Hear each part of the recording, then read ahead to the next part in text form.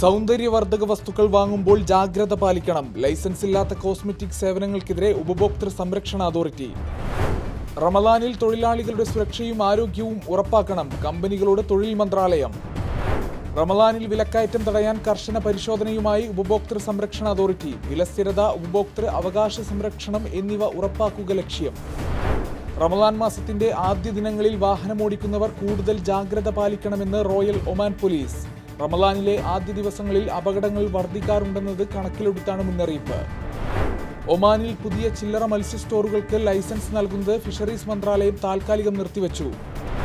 സുൽത്താനേറ്റിലെ മിക്ക ഗവർണറേറ്റുകളിലും ചൊവ്വാഴ്ച രാവിലെ വരെ കാറ്റ് അനുഭവപ്പെടുമെന്ന് കാലാവസ്ഥാ നിരീക്ഷണ കേന്ദ്രം. മുസന്തം ഗവർണറേറ്റിന്റെയും ഒമാൻ കടലിന്റെയും തീരങ്ങളിലും തെക്കൻ ഷർക്കിയ ഗവർണറേറ്റിന്റെ തീരങ്ങളിലും കടൽ തിരമാലകൾ ഉയർന്നേക്കും.